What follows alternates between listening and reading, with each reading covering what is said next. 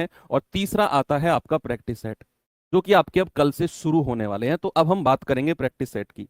बच्चे, आकाश सर के बारे में आप सब लोगों ने सुना होगा। देखो, होता क्या है कि जब तक हम किसी टीचर से पढ़ते नहीं है, या हमने उनसे पढ़ा नहीं होता है, आपने मुझसे पढ़ा, तो आपको ऐसा लग रहा है कि यार हर जगह सर ही रहे हमारे साथ। आप मेरी बात सुनो, 2 मिनट मेरी बात सुनो बस।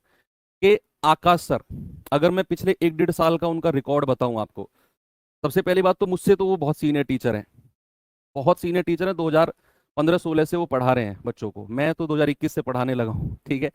तो सबसे पहली बात, अगर मैं स्पेशली रेलवे की बात करूं, तो आरपीएफ वाले बच्चे, रिजल्ट आ चुका है आपके आस पड़ोस में, अगर कोई बच्चा आरडब्ल्यू से पढ़ के लगा है, कोई भी बच्चा, तो उस बच्चे से आप एक बार पूछना कि यार आकाश शर्मा नाम के कोई अध्यापक है वहां पर, वो कैसा पढ़ाते हैं।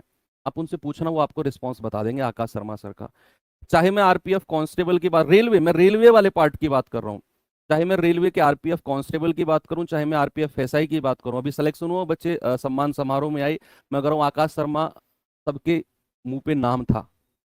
रेलवे बहुत काम किया उन्होंने। रेलवे ग्रुप डी की अगर मैं बात करूं, तो रेलवे ग्रुप डी का पोस्टमार्टम करके रख दिया उन्होंने, पोस्टमार्टम करके। रेलवे एनटीपीसी, रेलवे स्पेशलिस्ट हैं वो रेलवे के, चाहे एनटीपीसी हो, चाहे ग्रुप डी हो, चाहे आरपीएफ कांस्टेबल हो, चाहे आरपीएफ एसआई हो।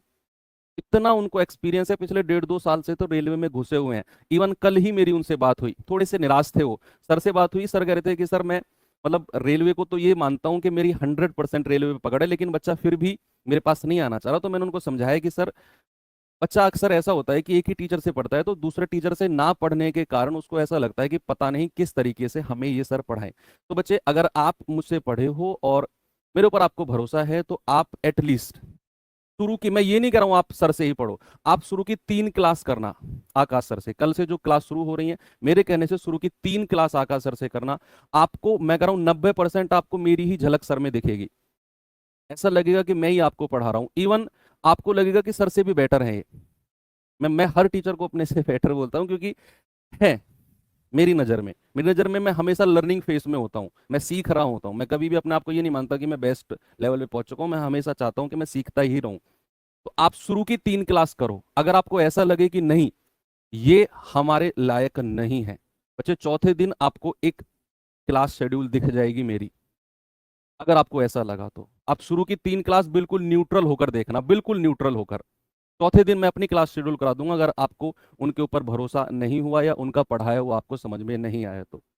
ये कल से ही आपको फर्क दिखना शुरू हो जाएगा, एक बार भरोसा करके। क्योंकि रेलवे में जितने भी अब तक एग्जाम हुए पिछले 15 साल में, एक एक सवाल आकाश सर के हाथों से निकला हुआ है, तो उनको अनुभव है चीजें किस तरह से हुई हैं और किस तरीके से आ सकती हैं। ओके, तो कल से जो सर के शुरू होने जा रहे हैं, मैं प्रॉपर पूरा गाइडेंस में रहूंगा सर के। जो भी चीजें बेहतर हो सकती हैं, हम दोनों टीचर मिलकर आप लोगों के लिए चीजों को तैयार करेंगे। मैंने जो आपको रफ्तार बैच में पढ़ाया, वहां से जो मेरे पास ग्रुप डी का एक्सपीरियंस आया, मैं 100% एक्सपीरियंस आकाश सर के साथ शेयर करूंगा। और इन 3 क्लासों में आपको ये लग जाएगा, मुझे इतना भरोसा है कि आप भूल जाओगे मुझे 100%। भूल जाओगे के अंदर इसका मतलब ये नहीं कि आप मुझे साइड कर दोगे, मतलब आप आकाश सर के साथ सेटिस्फाई हो जाओगे। ठीक है, तो कल से तो ये आपने काम करना है, ठीक है। बात आए वीकली मॉक की, वीकली मॉक लगाओ और मिनी मॉक्स रेगुलर लगाओ। रेगुलर आधा घंटा, ये बात मैं शायद यहाँ पर मेंशन नहीं की मैंने, ये आधा घंटा आपको मिनी मॉक्स को देना है। तो कितना हो गया, 2.5, और 1 घंटा आपको प्रैक्टिस सेट को देना है, तो 3.5 घंटे हो गए ना। 2 और 1 3 और आधा 3.5, आधे घंटा आपको रेगुलर मिनी मॉक लगाना है बच्चे, ठीक है। तो अब धीरे धीरे आपको चीजें आनी शुरू हो जाएंगी और आपको अपने अंदर जो है इंप्रूवमेंट आना शुरू हो जाएगा। कभी भी मॉक टेस्ट आप लगाओ, उसमें आपका स्कोर कम रहे तो निराश मत होना, क्योंकि ये जस्ट लर्निंग फेज है। और अगर आपका मॉक्स में स्कोर कम हो रहा है, तो आप समझ जाओ कि आपको इस चीज पर काम करने की जरूरत है, एनालिसिस पर काम करने की जरूरत है। और आपका स्कोर 100% होगा और सिलेक्शन भी 100% होगा। बस ईमानदारी से मेहनत करते रहो, दूसरों को दिखाने के लिए मत करो। अगर हम दूसरों को दिखाने के लिए मेहनत करेंगे कि यार मेरी मम्मी यहाँ आएगी 4 बजे घूमने के लिए मेरे कमरे में, तो उनको मैं पढ़ता दिखना चाहिए, ये अगर दिमाग में है, तो फिर चीजें दिखावटी रह जाएंगी। आप अगर ये है ना कि पापा मुझे देखने के लिए शाम के 5 बजे आते हैं, और वो टाइम आपका सोने का है, तो सो जाओ 5 बजे, 1 घंटे का अगर सोने का टाइम आपके टाइम टेबल में है तो। किसी को दिखाने के लिए नहीं पढ़ना है, क्योंकि रिजल्ट बोलता है, और जब बोलेगा ना रिजल्ट, तो आवाज उसकी आपके घर में ही नहीं गूंजेगी, आपके मोहल्ले में, आपके गांव में गूंजेगी, आपके एरिया में गूंजेगी उसकी आवाज, आपके सिलेक्शन की। लोग आपका स्टेटस, आपका फोटो अपने व्हाट्सएप स्टेटस पे लगाएं। वो दिन लाने के लिए आज आपको बंद कमरे में बहुत मेहनत करनी पड़ेगी बच्चे। ये सोचो, जिस दिन आपका रिजल्ट आएगा, जिस दिन आपका नाम लिस्ट में आएगा, आपके गांव के लोग प्राउडली प्राउडली गांव के लोग आपका स्टेटस अपने फोन पर लगाएं और उस पर लिखें कि भाई को बहुत बहुत बधाई। वो लोग जो आपसे ये उम्मीद करते थे कि यार ये खामा खा पढ़ रहा है, क्यों इतनी मेहनत कर रहा है, सिलेक्शन नहीं होगा, आप मेरा भरोसा करो, सबसे पहला स्टेटस उन्हीं लोगों का होगा। उस दिन के लिए मेहनत करो।